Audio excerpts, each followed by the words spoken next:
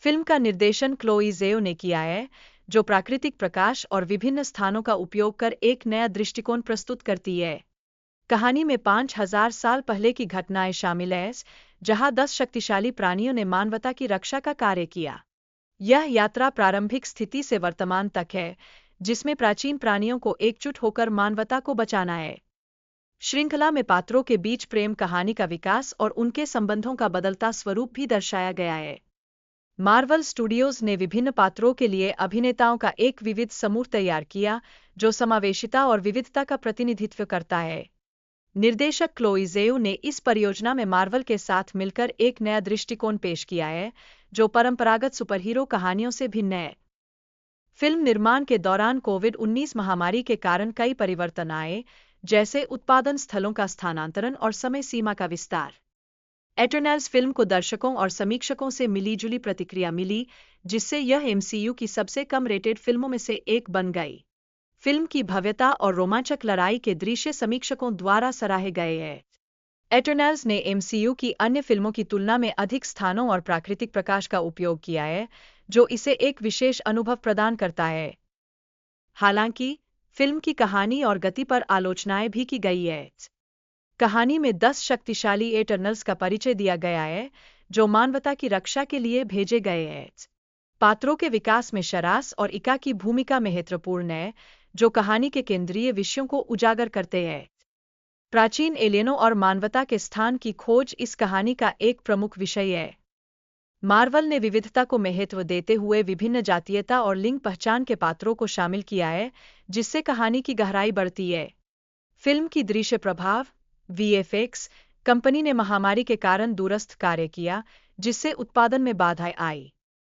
इस प्रक्रिया को मई 2020 में पूरा किया गया, जिससे निर्माताओं को महत्वपूर्ण समय सीमा का सामना करना पड़ा।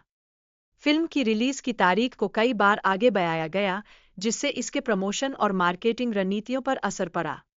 हालांकि, फिल्म की कमाई ने महामारी के दौरान अन्य फिल्मों की तुलना में बेहतर प्रदर्शन किया। एटर्नल्स ने पहले सप्ताह में ही कई देशों में सबसे अधिक कमाई की, जो इसकी लोकप्रियता को दर्शाता है। एटर्नल्स ने सदियों से ग्रहों पर जीवन का अवलोकन किया है और नए जीवन के विकास को सुनिश्चित किया है। इटर्नल्स को सिर्फ मानवता की रक्षा करने के लिए एकजुट होना पड़ता है, जिससे नई चुनौतियों का सामना किया जा सके। कहानी में प्रेम और बलिदान के तत्व भी शामिल हैं, जो एटर्नल्स के बीच के रिश्तों को और गहरा बनाते हैं। फिल्म के पात्रों में दोस्ती और दुश्मनी का चक्र समय के साथ बदलता है, जो कहानी को गहराई देता है। मार्वल के अन्य प्रोजेक्ट्स की तुलना में एटर्नल्स ने नए और अनजाने पात्रों को दर्शकों के सामने लाया है।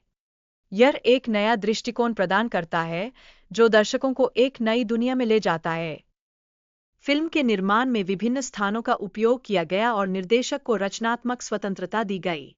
इसे असली स्थलों पर शूट किया गया, जो फिल्म की दृश्यता को बढ़ाता है।